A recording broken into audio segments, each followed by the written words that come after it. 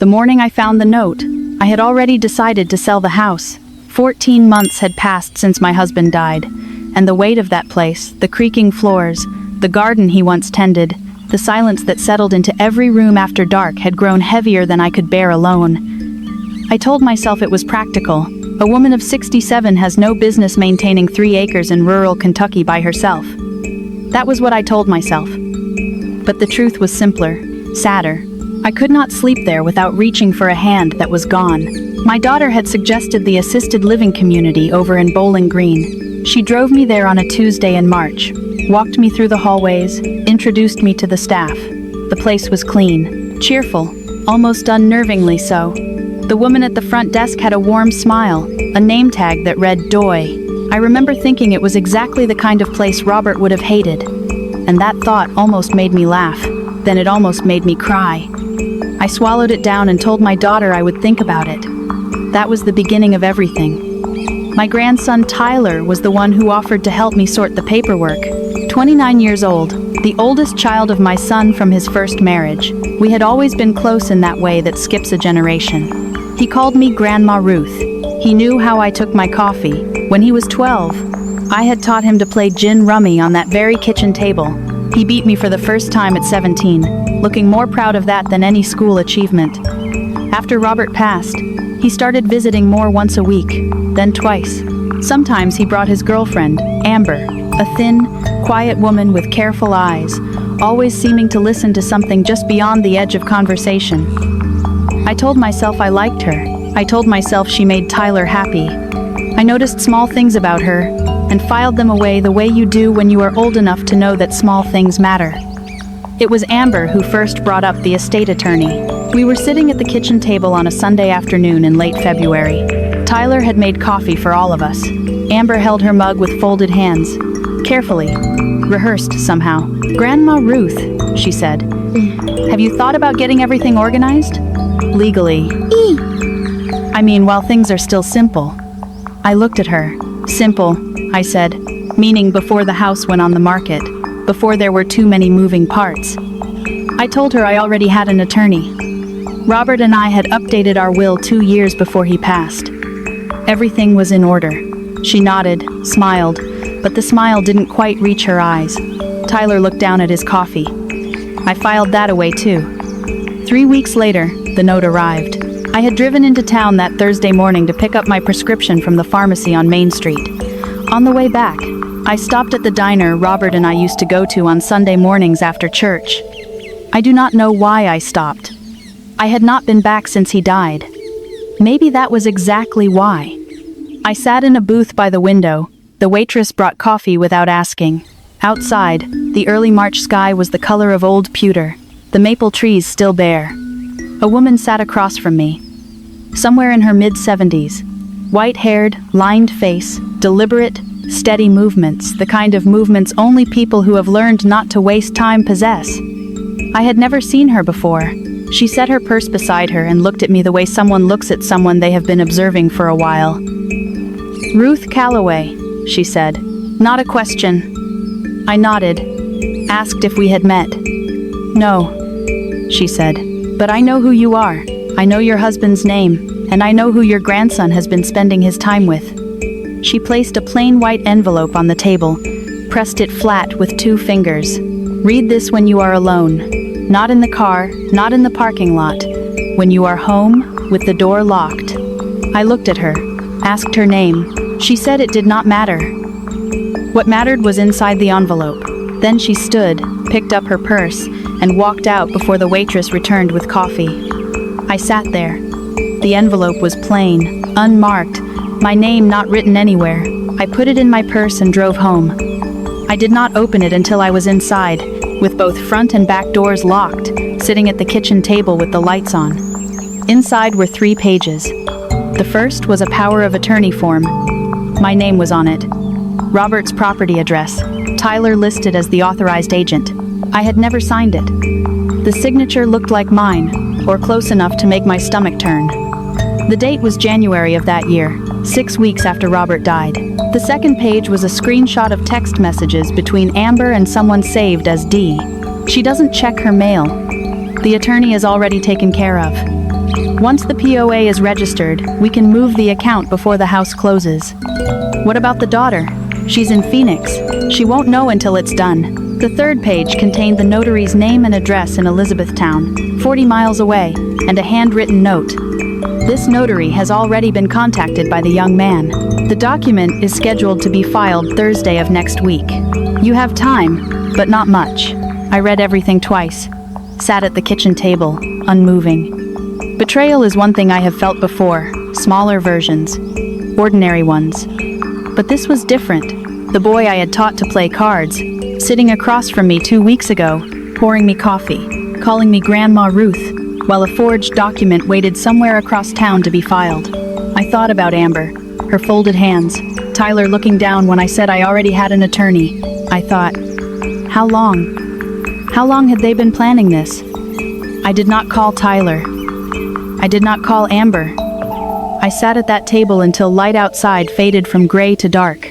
Then I picked up the phone and called my daughter in Phoenix. She answered on the second ring. I told her to listen, not to speak until I was done. She said, okay, and I could hear her brace herself.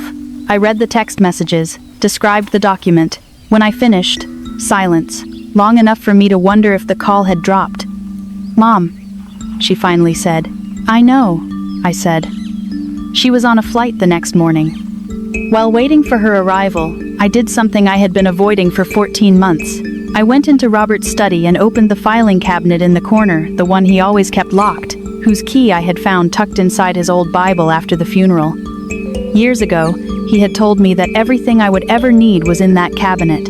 I had understood it as a practical comment, a kind of backup plan. But now, I understood differently. The cabinet had 3 drawers. The bottom drawer had a false back. Behind it was a large manila envelope, sealed with my name in Robert's handwriting. I opened it. Inside was a copy of our most recent will, filed in 2023. Alongside it was a 4-page letter in Robert's hand, written 2 months before he died, during the period when he and I were both pretending the illness was not progressing. He wrote about Tyler not with anger. Robert was never angry. He had noted things he had overheard. A conversation between Tyler and Amber in the hallway at Thanksgiving. A question Tyler had asked the following spring about property transfers when there is no surviving spouse. Robert wrote, I hope I am wrong. I usually am when it comes to family. But if I am not, everything you need is in this envelope. The letter included a name and phone number for a private investigator in Louisville, who had done work for Robert's business partner years ago. Gerald was retired but still took cases, he said, if they were the right ones. That night, I called him, explained what I had and what I needed. He was quiet for a moment, then said he could drive down the next morning. My daughter arrived at noon the following day. She sat at the kitchen table, reading everything. The printed pages from the envelope, Robert's letter, the document with the forged signature. She did not cry. She wore the look she had as a child when something was profoundly unfair. Jaw set, eyes still. What do we do? She asked. Not quite a question. I said we find out what else they have done, and then make sure they cannot do anything more. Gerald arrived an hour later. Quiet, methodical, taking notes in a small spiral notebook, missing nothing. He asked careful questions. Tyler's finances, Amber's background, whether I had signed any other documents since Robert passed. I told him about a document Tyler had brought over in February, supposedly a routine signature for a utility transfer, which I had signed without reading. Grief makes even the simplest tasks feel like wading through deep water. Gerald wrote that down. 4 days later, he returned with more information. Amber had a prior record of fraud charge in Tennessee 7 years ago, plea bargained but on file. The notary in Elizabethtown had a history of complaints. The account Tyler had referenced in the text messages was a joint brokerage account Robert had opened years before, which I had not known existed, with a significant balance. The power of attorney document had already been submitted once in January, and rejected due to a technical error in notarization. They had been waiting to refile, but we stopped them with 4 days to spare. Our family attorney, who handled our estate planning in 2023, contacted the county clerk's office, and placed a flag on any filings related to the property. He filed a complaint with the state bar regarding the attorney Amber had mentioned. Gerald turned over his documentation to the county sheriff's office. 10 days after I found the envelope, Tyler called me on a Thursday evening. I let it go to voicemail. His voice sounded ordinary, cheerful, even asking if I wanted help with the yard that weekend. I did not call back. The sheriff's deputies went to his apartment the following Tuesday. Amber was there. Tyler was charged with forgery, fraud, and attempted financial exploitation of an elderly person. Amber was charged alongside him. The assistant district attorney told my daughter afterward that cases like this are more common than people want to believe. Perpetrators almost always know the victim well. The grief period after a spouse's death is the most vulnerable window. I already knew that. Most women my age do. Through all of it, my thoughts returned repeatedly to the woman at the diner. Gerald found her eventually. Her name was Loretta. She was the mother of a woman who had been defrauded in a nearly identical scheme 3 years earlier, involving the same notary in Elizabethtown, which ended badly. Her daughter had lost the house. Loretta had spent 2 years watching for the pattern to repeat, scanning local property records, talking to people. She saw Tyler's name come up. She found mine. I drove to her house in mid-April, knocked on her door. She answered, looked at me, then nodded as if expecting me. I asked why she had helped a stranger. She was quiet, then said, because nobody helped my daughter. I took her hands in mine. We stood on her front porch in the April sunshine. 2 old women, understanding something that would have taken a long time to explain. I did not sell the house. I want to say that clearly because it matters. I had been so certain, in those gray weeks after Robert passed, that I could not stay. The silence was too much, the rooms too full of him, the garden too far beyond what I could manage alone. I had been ready to leave everything behind. I am not ready now.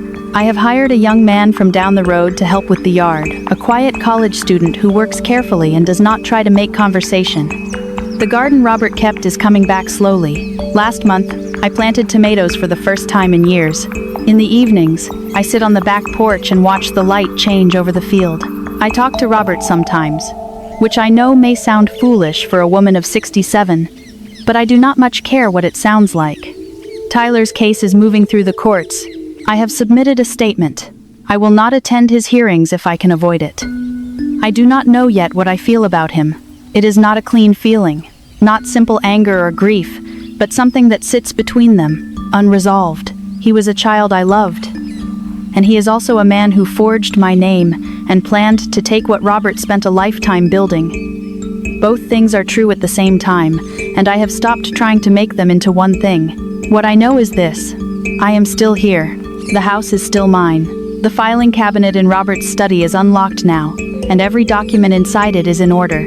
My daughter's number is the first one in my phone. Somewhere, in a county 3 towns over, a woman named Loretta tends her own garden.